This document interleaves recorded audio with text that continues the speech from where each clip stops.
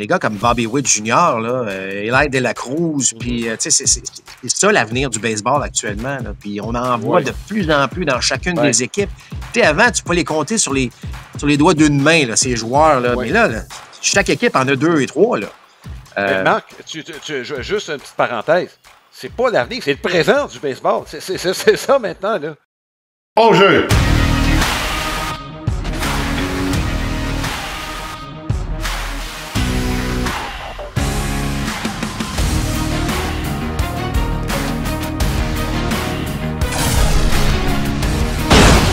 Deuxième prise! Compte complet! Le balado Côte complet est présenté par Plan de match à Boucherville, votre centre d'entraînement et boutique de baseball avec cage de frappeur intérieur et lance-balles. Fier partenaire de votre passion. Voici vos animateurs, Alain Usereau et Mark Griffin. Bienvenue à Compte complet. On est à la fin du mois de mars. Ça s'en vient. On est à quelques heures du début de saison. Dans la Ligue américaine, la Ligue nationale, il y a 2 matchs qui ont été joués au Japon. Bien, on s'entend que c'est cette semaine que ça commence. Alain Usereau en compagnie de Mark Griffin. Marc, on va commencer par parler, ce qui touche les amateurs, c'est l'Est américaine, des Blue Jays. Contrat, prolongation pour Alejandro Kirk, le receveur que tu as critiqué à de nombreuses reprises au fil des années. Marc, on va être bien honnête. Mais quand tu regardes un peu son profil, puis tu compares à l'ensemble des receveurs du baseball majeur, on est obligé d'admettre qu'il est dans la bonne moitié, et je te dirais peut-être même dans le bon tiers des receveurs dans le baseball majeur, quand tu regardes l'ensemble de son œuvre.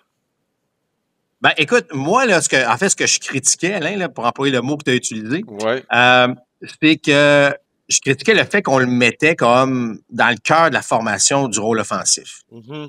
Alors qu'on sait que Kirk, est souvent frappe dans les doubles jeux.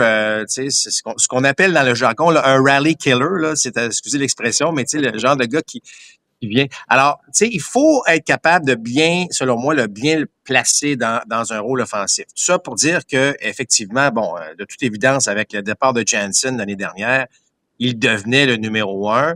Ce qui est surprenant, je ne sais pas si c'est le bon terme de dire surprenant, mais tu sais, Alain, que c'est seulement le 3e joueur que l'organisation Shapiro-Atkins offre une prolongation de contrat. Je parle pas de signer un joueur autonome à long terme. Là. Je parle d'une prolongation de contrat d'un joueur qu'on a actuellement. Et ça fait quoi, 9 ans là, que ce duo-là? Fait que, je ne sais pas, est-ce que c'est une nouvelle tendance? Est-ce qu'on va être prêt à faire ça? Toujours est-il qu'on s'est même fié un peu au contrat de Sean Murphy avec les Braves. Mm-hmm. Pas une mauvaise idée de commencer à regarder ce que les Braves ont fait au cours des dernières années, puis peut-être essayer d'imiter ça. Mais ça reste un poste-clé, Alain. La fameuse ligne du centre, ça inclut le receveur, joueur de deuxième but, arrêt gauche en centre. Souvent, lorsqu'on est solide à ce niveau-là, évidemment, tu es dans la bonne direction. Donc, bien heureux que ça soit fait. Par contre, le second de Kirk, ça peut devenir, je pense que les Blue Jays pourraient aller, peut-être chercher un vétéran. Je sais que James McCann a finalement signé avec les Braves, là, mais il y avait quelques... Bon, mais pour le dossier de Kirk, c'est réglé, c'est une bonne chose. On a notre receveur. Et il faut donner aussi à Kirk tout ça, Alain, c'est que les lanceurs aiment lancer à Kirk. Il est un des ceux qui cadrent les tirs. Je sais qu'avec la zone de prise éventuellement là, électronique, on l'a vu aucun entraînement. Il a d'ailleurs été très bon lorsqu'il a demandé, une contestation, si vous voulez. Là. Alors, Kirk a des qualités, certes, absolument. Puis, je pense que c'est important de le garder à long terme. Là. Il a juste 26 ans, Marc. Ça, c'est un autre aspect. Hein. Donc, il rentre potentiellement dans les meilleures années de sa carrière. Je lui trouverais peut-être un responsable de conditionnement physique, mais ça, c'est un dossier, Marc. On ne changera pas sa morphologie de A à Z. Il y a peut-être un peu de travail à faire de ce côté, à mon point de vue. Là, dans un poste de receveur qui est très exigeant pour les articulations. Donc, c'est peut-être la seule inquiétude, mais il y a 26 ans. Donc, tu ne rentreras pas à la fin de son contrat dans les années de 35-36 ans. Là. Exact. C'est peut-être avantage. C'est pour ça que je dis que souvent, les Blue Jays n'ont jamais agi de la sorte, Alain, de signer un contrat qui est encore admissible évidemment l'arbitrage ou sous contrôle de l'organisation. Donc, est-ce que c'est un petit pas en avant? Est-ce que ça va annoncer d'autres choses éventuellement? On verra bien. Écoute, tu parles de la ligne de centre. Il va falloir travailler là-dessus chez les Blue Jays de Toronto, Marc. Au deuxième but, on est correct. L'arrêt-court, on sait ce qui va arriver. Champ centre, c'est pas déterminé. Mais puisqu'on parle de champ centre, Myles Straw fait l'équipe. De même que Rodden, qui a eu le meilleur sur Barger. Dans le fond, ça se décidait entre ces deux-là. Barger qui a quand même créé une bonne impression lors de son passage, mais Rodden a très bien fait au camp d'entraînement. Puis on en a parlé, Marc, la semaine dernière. Ouais. Rodden qui a très bien fait partout où il est passé. Il a 25 ans. C'est pas un jeune de 22 ans. Il est arrivé des universités, je crois, de 3e ronde. Donc, c'est le moment là, d'essayer de voir qu'est-ce qu'il a dans le ventre, Rodden. Tu commences la saison, t'es pas sûr qui est ton voltigeur de centre. T'es-tu inquiet? Non, parce que ton voltigeur de centre devrait être Varsho. Puis Varsho va revenir au jeu quand même, rapidement. Ouais. Myles Straw, écoute, Alain, on connaît le contexte, là. On a ramassé de l'argent international, puis finalement, on avale un peu son contrat, là, mais forcé d'admettre qu'il y a eu un bon camp. Mais moi, j'aime ça des joueurs qui forcent l'organisation à te prendre, à te garder. Évidemment, le cas Varsho a aidé Myles Straw. On verra là au début du mois d'avril qu'est-ce qui va se passer avec tout ça, mais ça reste que je trouve ça le fun de voir un gars comme Rodden arriver au camp d'entraînement. Ouais. Vraiment, là... mais je dirais pas mêler les cartes parce qu'on savait qu'il était un bon frappeur, mais d'arriver puis de démontrer ce que tu es capable de faire contre des lanceurs du baseball majeur, faut-il le dire. Là, c'est pas toujours le cas, mais ça reste que le camp d'entraînement. Ouais. Bon, tu as toujours besoin d'un gars qui peut frapper. Alors, belle histoire dans le cas de Rodden. Il va certainement aider cette équipe-là. C'est bon de savoir que tu en as d'autres qui peuvent venir donner un coup de main. C'est pas des décisions faciles. Moi, je suis convaincu là que on s'est questionné beaucoup, mais à la fin de la journée, ça te prend tes meilleurs 26 possibles en quittant le camp d'entraînement. Je pense que les Blue Jays ont pris les bonnes décisions à ce niveau-là. Oui, puis dernière chose, c'est les Blue Jays. Jacob Barnes qui a fait l'équipe, je pense que c'est de la profondeur davantage en relève, je pense qu'on s'est ajouté là chez les Blue Jays. Exact. Et puis t'en as jamais assez, Alain. Le défi dans le baseball moderne, là, c'est pas juste au niveau des Blue Jays, ce sont les lanceurs partants. Bon, on le sait, Alain, maintenant, là, c'est 5 manches. Il faut pas oublier que si c'est 5 manches pour les partants, t'en as 4 autres à lancer, là. Puis tu peux pas tous les soirs demander, toujours au même gars. Donc, ça te prend une profondeur en relève. Comme j'ai mentionné, je pense que les Blue Jays ont sélectionné, en tout cas selon moi, suite évidemment au camp d'entraînement, les joueurs qu'il fallait là, pour amorcer la saison. Oui, puis si je peux terminer, Marc, Bowden Francis n'avait pas des bons chiffres, mais son dernier départ, je pense, a calmé bien des choses. Camp d'entraînement, c'est le temps de travailler certains trucs. Et à son dernier départ, il était très bon, Marc. Je pense que ça va peut-être calmer un peu les critiques. Oui, effectivement, il faut faire attention. Fait qu'en entraînement, Alain, tu as tout à fait raison de dire. Il y a des joueurs qui essaient des nouveaux lancers, qui essaient de changer peut-être un aspect mécanique. Alors, à la fin de la journée, il faut que les gars soient prêts. Tu le sais, Alain, je suis un gars que j'apprécie beaucoup. Moi, je pense que si Scherzer peut en donner un petit peu, mais que Francis ressemble moindrement au gars de l'année passée, les Blue Jays peuvent avoir une des bonnes rotations quand même dans la Ligue américaine, si tout le monde lance à la hauteur, évidemment, de son talent. Bon, parlant de lanceurs, chez les Rays, une tuile avant que la saison commence, Shane McClanahan, on dit que c'est pas sérieux, c'est un air qui serait, qui ennuierait en fait McClanahan, donc pas relié au coude. Mais on est prudent, donc va rater le début de la saison. C'était lui qui était supposé être le partant numéro 1. Le partant du match d'ouverture, c'est Ryan Pepiot qui va avoir cette tâche. Il y a quand même un peu de profondeur chez les Rays, Marc. Ça, c'est une boîte à surprise en vue de la prochaine saison. Mais tu ne remplaces pas un Shane McClanahan par un lanceur que tu as comme 6e partant potentiel. Non, c'est sûr. Puis moi, ce que je dirais des Rays, c'est que sur papier, là, c'est très, très bon au niveau des lanceurs partants. Mais je trouve que c'est très fragile, Alain. Des gars qui reviennent de blessures importantes, tu sais jamais ce que ça va faire. Regarde dans le cas de McClanahan, effectivement, on a eu très peur, mais il ne commencera pas l'année. Puis là, on va être extrêmement prudent, lui qui revient de l'opération de type Tommy John. Donc, ça va être selon moi, là, Alain, ça va être un été rempli de défis avec les Rays de Tampa cette année pour toutes sortes de raisons. Le fait, évidemment, qu'on joue en Floride, dans un stade extérieur, puisqu'on va jouer au stade de camp d'entraînement des Yankees. La température va jouer un rôle. Les dimensions du stade sont différentes, évidemment, qu'à Tampa. Les joueurs blessés. Le calendrier des Rays. Écoute, on est obligé de modifier le calendrier en raison d'où ils se retrouvent en Floride pour la saison. Écoute, les 2 derniers mois de la saison, on va jouer sur la route. C'est aussi simple que ça. Donc, c'est peut-être un été plus difficile là, pour les Rays. J'espère que la nouvelle de McClanahan, effectivement, va être bonne et que ça va être seulement un début de saison retardé dans son cas. Gunnar Henderson avec les Orioles, Marc, les Orioles ont plein de talent, ils ont peut-être de la profondeur et tout ça, mais c'est probablement le plus gros morceau de l'équipe. Tu joues à l'Ereco, c'est ton meilleur frappeur. T'espères juste que ce soit pas trop long.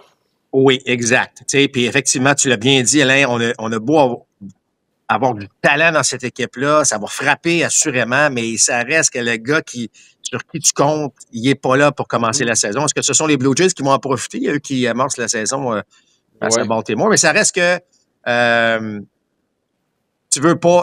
En fait, il y a 2 choses là-dedans. Tu veux pas que ça retarde, mais en même temps, tu veux pas non plus l'amener trop tôt, traîner ça toute la saison. Donc, c'est 2 façons de voir les choses, mais c'est sûr que tu veux commencer l'année avec ta formation numéro 1 et ça sera malheureusement pas le cas avec les Orioles. Et je vais te parler de calendrier, Marc. Les Yankees commencent 3 de leurs 4 premières séries. En fait, c'est plus que ça, c'est 4 de leurs 5 premières contre des équipes de la Ligue nationale. On va affronter Pittsburgh, on va affronter Arizona, Milwaukee, San Francisco.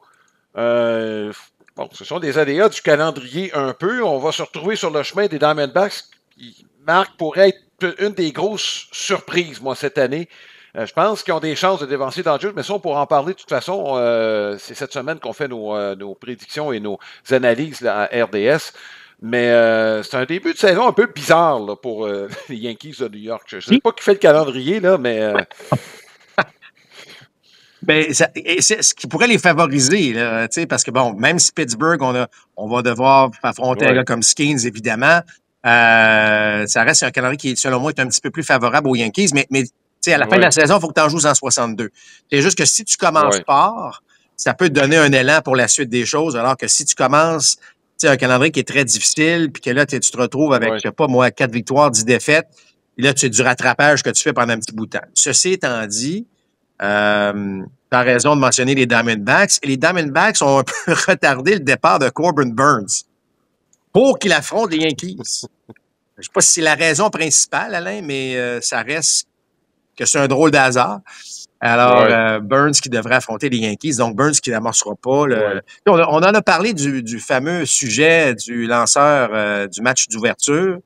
Même les Cubs, là, peut-être un match d'ouverture, bien évidemment, les Cubs ont déjà joué des matchs, mais c'était évidemment au Japon. Mais là, on s'assure d'avoir peut-être notre meilleur lanceur pour le match d'ouverture à domicile. Fait que c'est correct. Chaque organisation a ses choix là-dessus. Moi, j'ai absolument aucun problème avec ça, surtout si les joueurs eux-mêmes n'ont pas le problème avec ça. Oui, et juste en passant, je parlais des Pirates contre les Yankees. Ça se pourrait que Skeens ne lance pas contre les Yankees. C'est pas parce qu'on veut le soustraire des Yankees, c'est juste que ça se peut qu'il y ait déjà 2 départs dans le quart puis que ce soit entre ces 2. C'est vrai. Donc, les Yankees peuvent dire ouf de ce côté-là. Marc, c'est le temps de la carte de la semaine, qui est une présentation de carte-dépôt.ca. C'est votre détaillant de cartes sportives et non sportives avec plus de 60 000 articles en vente sur eBay et une cote parfaite de satisfaction à 100%. On jette notre dévolu sur une carte de la série Topps Opening Day, la carte numéro 1 de 1998. Tony Gwynn qui a marqué, disons-le, son époque dans le baseball majeur, et je reviendrai sur ses statistiques, Marc. C'est évidemment en l'honneur de ce début de saison. Historiquement, avant des années 2000, c'était à Cincinnati que ça... Donc, tu as décrit quelques matchs à Cincinnati lors de ces... dont un célèbre lors du décès de John McSherry, que je pense qu'on s'en rappelle trop bien, malheureusement. C'est la première carte du premier ensemble indépendant Topps Opening Day. Auparavant, c'était un sous-ensemble inséré dans l'ensemble régulier de Topps. Il y a 165 cartes qui font partie de cet ensemble. Il y a 32 membres du Temple de renommée, dont Tony Gwynn, et 6 joueurs des Expos qui sont inclus. Je vais te les nommer, Marc. Vlad, Grzelcyk, Henry Rodriguez, Mike Lansing, David Segui et Rondell White. Et dans le cas de Tony Gwynn, Marc, j'espère que tu es bien attaché, il a joué longtemps. Si tu veux avoir la série complète, attache ta ceinture, c'est plus de 14 000 cartes sur Tony Gwynn qui ont été produites au fil des années au sein de diverses compagnies. Donc, sélectionnez-les de façon judicieuse. Tony Gwynn, Marc, on dit toutes sortes d'anecdotes sur lui, puis moi je m'amuse à regarder un petit peu ce qui se fait sur le plan historique, mais je pense qu'il n'y a personne qui illustre à quel point Tony Gwynn était bon. Il n'y a personne qui l'illustre aussi bien que Greg Maddux quand il parle de la façon dont il était capable de déséquilibrer tous les frappeurs du baseball majeur, sauf Tony Gwynn. C'est une machine. C'est une machine à frapper. Il a révolutionné la manière de frapper. C'est lui qui a commencé, Alain, à regarder des vidéos. Tu sais, à une certaine époque, là, pas si lointaine, Alain, là, je sais que ça ne rajeunira pas, là, mais c'était du bêta, c'était du VHS, là, les cassettes. Là. Ben, lui, là, il demandait à son épouse, assure-toi d'enregistrer des matchs. Puis là, ben après, ben, il a commencé à décortiquer son élan via la vidéo, chose qui se faisait pas vraiment, je veux dire, ça fait pas si longtemps que ça, mais c'est comme ça. Et c'est un art. Moi, écoute, j'ai pas énormément de souvenirs, Alain, je parle d'objets souvenirs. Je suis pas un collectionneur tant que ça, mais ma balle de Tony Gwynn, elle a comme une petite valeur importante pour moi. Il a tellement représenté. Je l'ai joué avec son frère Chris. Il lui ressemblait beaucoup d'ailleurs physiquement. Un autre excellent frappeur. Et évidemment, ben, j'étais très heureux d'être au stade olympique lorsqu'il a réussi son 3 millième coup sûr. Et Alain, juste une petite anecdote comme ça, je me souviendrai toujours parce que bon, c'était une époque où les expos n'attiraient pas tant de monde que ça. Et on espérait, chez certains employés des expos, qu'on puisse peut-être remplir la section derrière le premier but. Parce que, tu sais, il frappait beaucoup de simple, Tony Gwynn, ça aurait pu être un double, un circuit, mais tu comprends ce que je veux dire? Et effectivement, il a frappé un simple. Et lorsque tu vois des images de ce coup sûr-là, ben là, on monte, évidemment, de la caméra du troisième but, ben on monte Tony Gwynn avec des estrades vides en arrière. Moi, ça me fait toujours mal au cœur de voir ça parce que je me suis dit, ça aurait été le fun d'avoir un peu de monde, mais ça reste que les gens qui étaient présents au stade du Pont-Vécu s'en souviennent encore. Et juste te dire, je vais terminer avec ça, Marc, pour l'ensemble de sa carrière, si on fait une moyenne sur 162 matchs, là, on peut décortiquer son MPP, sa moyenne au bâton, mais une statistique qui se démarque, je pense, c'est que sur 162 matchs, sa moyenne de retrait sur des prises, c'est 29. Ah non, c'est... Donc les meilleurs lanceurs au monde. Ça t'étonne avec les tendances actuelles. Donc voilà, Tony Gwynn qu'on met en évidence alors qu'on s'apprête à amorcer la saison 2025 dans le baseball majeur. Alain, c'est le moment de souligner notre partenaire principal, le Plan de Match. Et il y a du nouveau. Non seulement Plan de Match, magnifique boutique où je me retrouve à Boucherville. C'est le début de la saison de baseball. N'oubliez pas, si vous voulez vous équiper. Et évidemment, on vient frapper. Il y a des cages de frappeurs, des cours privés. Il y a toutes sortes de choses ici à Plan de Match à Boucherville. Mais depuis le 22 mars, samedi 22 mars, nouvelle boutique aussi au Saguenay. Alors, 2 boutiques Plan de Match maintenant au Québec, Boucherville et Saguenay. C'est extraordinaire. Donc, les gens dans la belle région du Saguenay, ben, allez faire un tour à Plan de Match. Et je vous rappelle aussi la meilleure façon de nous rejoindre ou en faire des informations sur notre balado. Allez visiter notre site internet www.comptecomplet.com. Marc, on va continuer avec ce qui s'est passé dans le camp d'entraînement. On va parler d'une couple de Québécois. Édouard Julien, Marc, la porte s'ouvre peut-être. Brooks Lee, placé sur la liste des joueurs blessés pour commencer l'année. Semble-t-il que c'est lui, quand on regardait des projections de formation partante pour les Twins, Brooks Lee apparaissait au deuxième but. Donc, c'est une porte qui s'ouvre pour Édouard Julien, qui a connu un très bon camp d'entraînement. Exact. Alors là effectivement, là, je pense qu'Édouard savait là, qu'il devait avoir un bon camp, devait encore une fois, et même s'il a connu du succès déjà dans le baseball majeur, il faut que tu prouves année après année que tu y appartiens, qu'il a coupé les retraits sur des prises, Alain. On sait que c'était un des problèmes l'année dernière dans le cas d'Édouard Julien. Et là, ben effectivement, il luttait contre Brooks. Donc, bonne nouvelle pour Édouard. Moi, il semble être en confiance un peu plus. Évidemment, j'ai pas parlé à Édouard, là, mais juste par son langage corporel, tu as l'impression qu'il est plus confortable. Il est plus à l'aise, plus en confiance. Alors, on espère évidemment que ça va être le cas et qu'Édouard va pouvoir produire et jouer de façon régulière dès le début de la saison. Le changement de l'instructeur des frappeurs, Marc, va peut-être l'aider. Il était mélangé l'année passée, puis je pense qu'il y avait une philosophie qui correspondait pas à l'approche d'Édouard Julien. J'ai l'impression que de ce côté-là, Marc, pas qu'il est pas bon celui qui était là d'avant, mais il y a peut-être quelque chose qui s'est passé. J'ai l'impression qu'il s'est perdu. Et Alain, tu soulignes un très, très bon point parce que il faut comprendre que, tu sais, il y a une multitude de philosophies, d'approches au bâton. Ça veut pas dire que si toi, ça fonctionne pour toi, Alain, que ça va fonctionner pour moi. Tu comprends? C'est très différent, c'est très personnel. Et ce que je veux dire par là, c'est que si on enseigne à un jeune ou un joueur, que ce soit un jeune ou un joueur professionnel, peut dire, écoute, là, je dis n'importe quoi, là, mais mettons, monte tes mains beaucoup plus haut. OK? On aimerait ça que tu montes tes mains, là. Ça serait bon pour ton élan. Puis que le joueur, il monte ses mains, mais il ne le sent pas. Tu sais, t'arrives, là, puis je suis pas confortable, je me sens pas bien. Ça marchera jamais. Tu comprends? Ça marchera jamais. Alors, il faut que tu travailles avec les joueurs. OK, t'aimes les mains basses? Là, c'est des exemples que je donne, là. Mais tu sais, mais t'aimes les mains basses? OK, on va essayer de travailler avec tes mains basses, mais peut-être changer quelque chose. Tu comprends ce que je veux? Changer quelque chose d'autre. Et parfois, tu sais, l'idée est bonne derrière, mais ça fonctionne juste pas avec ce joueur en particulier. Alors que, vois-tu, il est rendu, l'instructeur dont tu fais mention, est rendu avec les Blue Jays de Toronto, puis là, on dit, oups, tu sais, tout le monde connaît un bon camp d'attaque, une nouvelle philosophie. Bon, alors, c'est comme ça que ça fonctionne. Tu peux être un très, très bon instructeur de frappeur avec certains joueurs, mais ça ne colle pas pour toutes sortes de raisons et qui sont pas mauvaises, les raisons, mais que ça va coller à d'autres. Alors, là, il s'agit de trouver le bon fit, là, si vous voulez, là, avec une organisation. Donc, effectivement, c'est un point important qu'il faut souligner là, dans le cas d'Edouard Julien. Oui.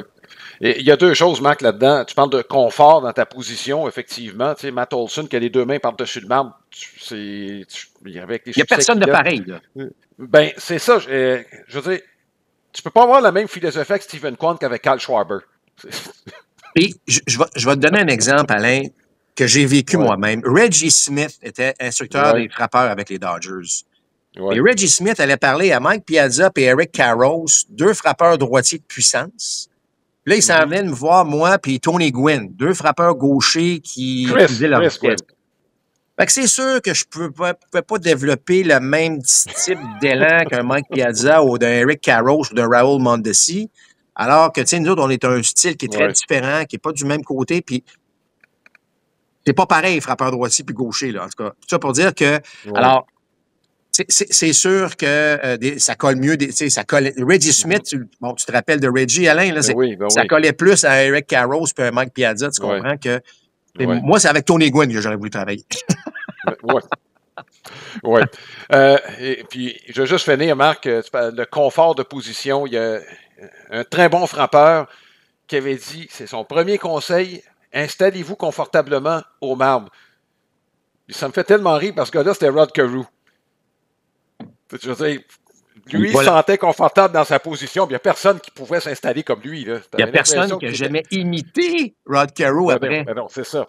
Mais alors c'est ça. Alors, ça, c'est la première chose. Faut que tu te sentes confortable dans ce que tu fais parce que, Alain, c'est de développer de la vitesse. C'est ça qu'on veut avec notre élan. C'est pas d'être fort, c'est d'être vite dans notre élan. Puis, si tu n'es pas confortable avec quelque chose, c'est sûr que ça ne marchera pas. Bon, deux autres Québécois. Otto Lopez, Marc. L'année passée, le meilleur warm parmi les joueurs de position de l'équipe. Il n'a pas eu un très bon début. Depuis 2 semaines, c'est le meilleur frappeur de l'équipe avec les Marlins. C'est ça le camp d'entraînement, Alain. Vraiment, il en arrachait au début, effectivement. Là, c'est 10, 12, 15, 20 premières présences. C'était difficile. Après ça, ça a débloqué. Je te dirais que lui et Alcantara, là, ce sont les deux bonnes nouvelles du côté des Marlins. Le reste, ça va être épouvantable. Quelle organisation qui n'est pas... en tout cas, selon moi, là, qui fait, je dirais pas fait honte au baseball majeur, mais c'est pas une organisation... en tout cas, selon moi, c'est pas une organisation digne du baseball majeur. Donc, au moins, ils ont Otto Lopez et ils ont Alcantara. Oui. Xavier Edwards aussi qui... Oui, non, mais effectivement, ils ont quelques bons joueurs. Je veux dire, c'est que dans l'ensemble, ça va être difficile. Oui. Abraham Taureau, Marc, il y avait beaucoup de compétition. comment ça va. Là, on a su que Campbell va faire le club. Ça tasse un peu, pas mal de monde. Grissom a été retourné dans les ligues mineures. Lui doit avoir hâte à l'année prochaine. Le gars de trop, c'est peut-être Trevor Story dans le casse-tête des Red Sox de Boston. Présentement, c'est peut-être lui le gars de trop, mais Taureau a fait tout ce qu'il pouvait faire pour faire l'équipe. Exact. Et tout ce que tu peux faire, tout ce que tu peux contrôler, il l'a fait. Il l'a bien fait. Alors, tu sais, frappeur, moi, je me répète tout le temps, mais Taureau, là, écoute, frappeur ambidex, peut jouer à multiples positions et bien le faire. Fait que c'est un gars là, qui a une belle valeur. Et là, ben, c'est un camp d'entraînement du début à la fin, il a été bon. Les Red Sox vont être bons. Et tu parlais de Campbell, tu parlais des prospects. C'est drôle, hein? Je regardais là. Parce que moi, j'aime beaucoup ce que je vois des Red Sox, là, en passant. Là, je sais qu'il y en a plusieurs qui pensent que Trevor Story va débloquer cette année, alors que d'autres disent, effectivement, un peu comme toi, est-ce qu'il n'est pas le gars de trop? Donc, on verra quel genre de Trevor Story on va avoir. Mais tu sais, les trois gros prospects là, qu'on a vus là, avec les Red Sox, là, tu m'as parlé de Campbell, puis meilleur qui est là-dedans. Je regardais Alain, c'est trois gars qui viennent du passage de Shane Bloom avec l'organisation. Fait que, tu comprends? On a laissé aller Bloom, il est parti, il est rendu avec les Cards maintenant, pardon, mais il va avoir laissé sa trace avec les Red Sox, là, et son défi était de rebâtir justement un réseau de filiales. Et là, les Red Sox se retrouvent avec, écoute, parmi les trois meilleurs joueurs d'avenir du baseball. Là. Et regardez, alors, tu sais, je veux dire, c'est carrément dans l'air Shane Bloom qu'on les a repêchés. Oui. Chez les Red Sox, c'est une surprise, Marc. Un nom qu'on n'a pas entendu depuis un petit bout, Sean Newcomb. Il y a quelques blessés chez des lanceurs partants. Jolito, Bello ne commenceront pas l'année. Ça laisse des ouvertures. Sean Newcomb, Marc, moi, je me rappelle de lui avec les Braves d'Atlanta. C'est un joueur de première ronde. Ouais. Il avait du potentiel. Sa carrière a déraillé pour des raisons... Oui, il y a eu des blessures, mais rappelle-toi, ça a commencé à dérailler à la suite de propos qui avaient été rapportés sur les réseaux sociaux alors qu'il n'était pas encore dans le baseball majeur. Des propos homophobes, on va le dire, là, c'est carrément ça. Je ne sais pas si c'est ça qui l'a affecté, Marc, mais disons que la coïncidence est assez frappante. Il n'a jamais été capable de se réétablir par la suite. Là, les années ont passé. Il est rendu dans la trentaine. Il a un bon camp d'entraînement. Moi, je l'aimais beaucoup quand il était avec Atlanta. Je ne sais pas si ça va être c'est un pansement à court terme là, dans le cas de Newcomb. S'il a remis de l'ordre un petit peu dans ses priorités, je trouve que c'est pas une mauvaise option, moi, pour Boston. Oui. Tu as parlé d'Abraham Taureau, Alain. Pendant que tout fait au camp d'entraînement, il n'a rien donné, Alain. Il n'a rien donné au camp d'entraînement. Écoute, je pense en 14 manches, il a donné 2 coups sûrs. Je veux dire, ou 2 points. En tout cas, j'ai vu rapidement ces statistiques, là. Écoute, donc, tu sais, choix de première ronde, tu l'as dit. Donc, évidemment, des habiletés, là, qui sont de toute évidence, qui sont là. Et oui, pour répondre à ta question, c'est sûr que ça l'a affecté, là. Je veux dire, ses problèmes hors terrain, ou en fait, ça a fait en sorte que ce gars-là a complètement perdu focus sur le baseball. Et là, il est à la bonne place. 31 ans, effectivement. Il est à la bonne place, peut-être mentalement. Tout le monde cherche des bras. Son camp d'entraînement a été excellent, mérite sa place. Alors, et, tu l'as dit, quelques blessés, on manque de profondeur. Walker Buehler, ça reste fragile. Alors, c'est des options, le fun, intéressantes pour une organisation comme les Red Sox. Absolument. On va voir. Mais c'est sûr qu'on s'est placé de façon à ce que les réflecteurs soient branchés sur cette équipe-là au cours de la prochaine saison. Et d'ailleurs, Marc, c'est le temps de la question de la semaine qui est reliée évidemment aux Red Sox et dans l'Est américaine. La question est présentée par Sylmar Autoville. C'est votre détaillant pour les pneus de voiture et de camions classiques et antiques. Je vous invite à consulter le www.sylmar.ca.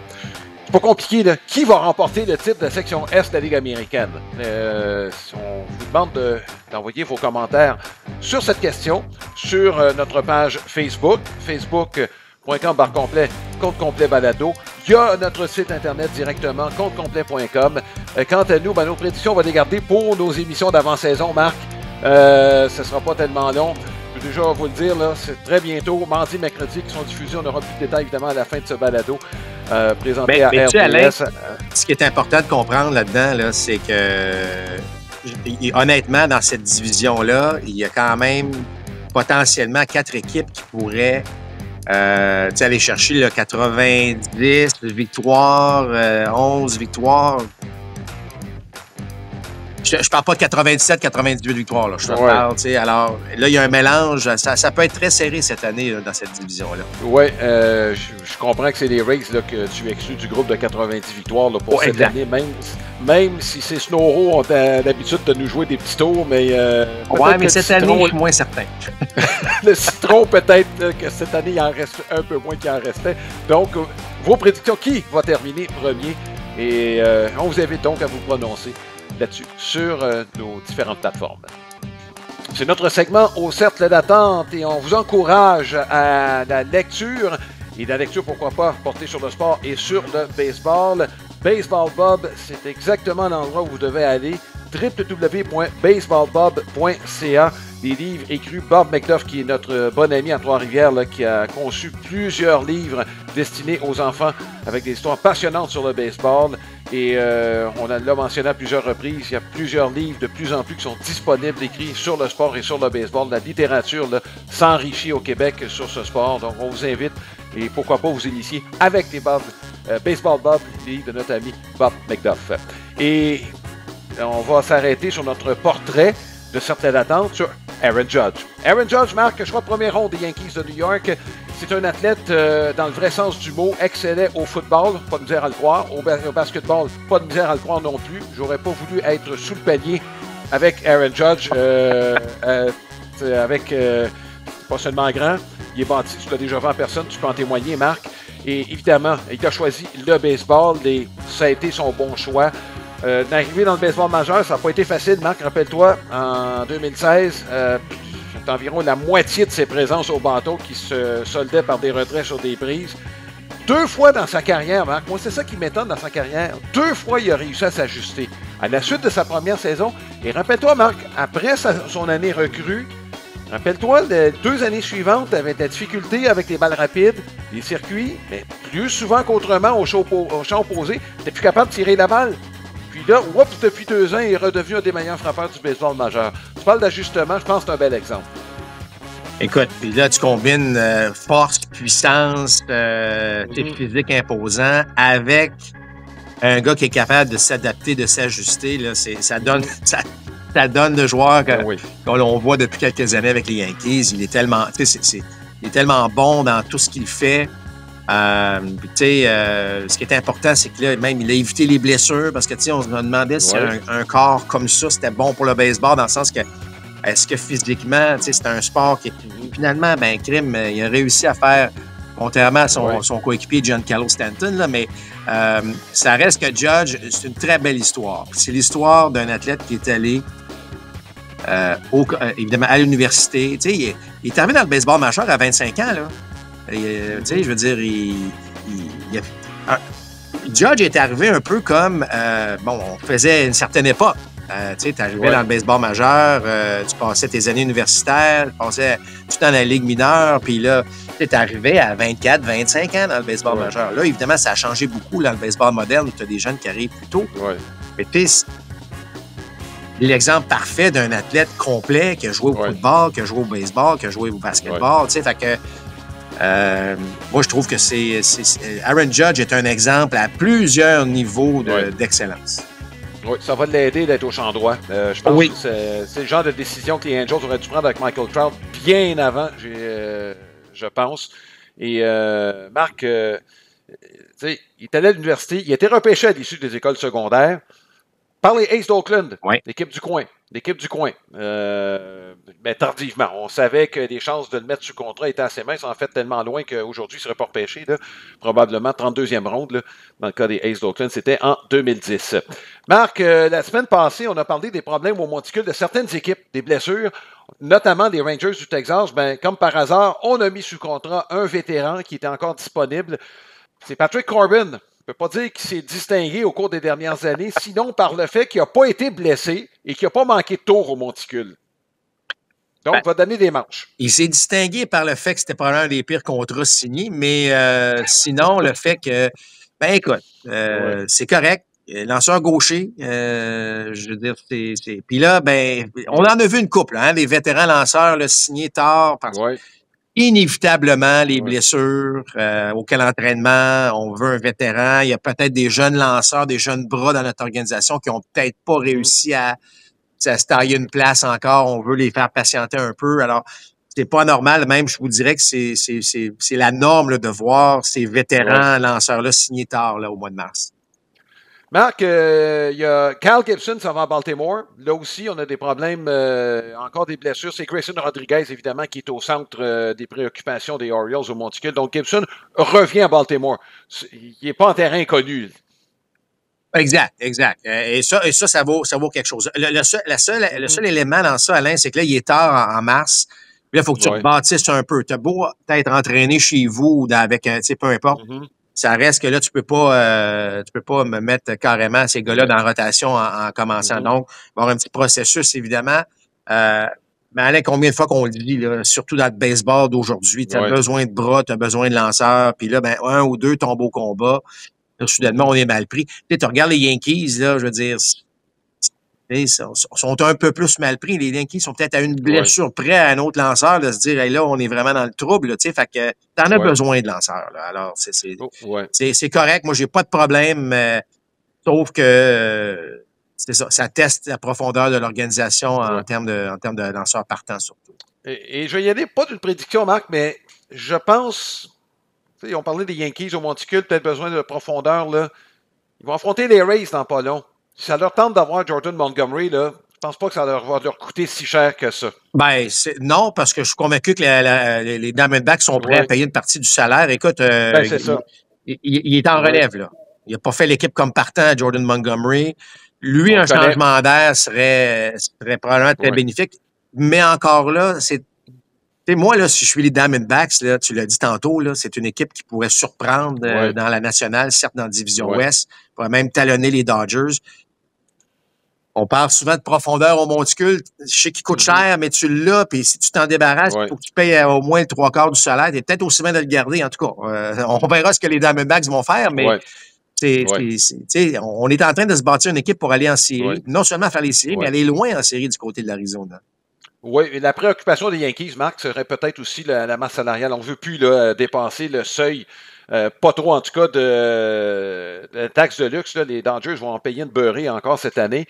Oui, mais Alain, les Yankees moi je pense qu'avec la division Ouest cette année, puis les Red Sox, la façon dont ils sont partis, d'après moi, on va dépenser peut-être un petit peu plus chez les Yankees qu'on voulait. Peut-être.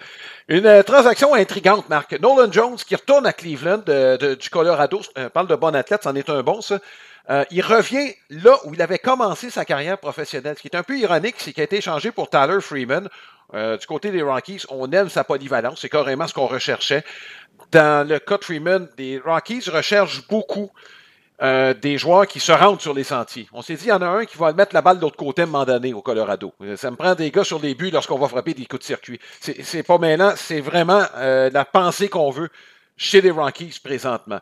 On a quelques jeunes qui ont de la puissance, je pense à Tolia, puis à qui on veut donner du temps. Et dans le cas de Nolan Jones, il y a 2 ans, Marc, on pensait que ses statistiques étaient peut-être au-dessus de ce qu'il aurait dû avoir, le facteur chance qu'on dit toujours, mais c'est un bon athlète. Jones revient à Cleveland, c'est un gars du nord-est américain, c'est sûr qu'on va le faire jouer régulier, ce gars-là. Donc, du côté des Rockies, on est allé chercher quelqu'un qu'on voulait, contre quelqu'un qui va combler un besoin à Cleveland. Et ironiquement, Marc, c'est 2 gars qui se connaissaient très bien, Freeman et Jones, c'était 2 amis, en fait. Oui, donc, effectivement. Des 2 très bons athlètes, puis ce que je te dirais, Nolan Jones a tout pour réussir en termes de talent. Je veux dire, il court, il frappe, il est un des meilleurs bras comme voltigeur. Là, il faut mettre tout ça ensemble. Et lui, un changement d'air, ça va lui faire du bien. C'est évident, là. Fait que je pense que ça va être gagnant-gagnant, cette transaction-là. Mais moi, je trouve que le potentiel de Nolan Jones est assez haut.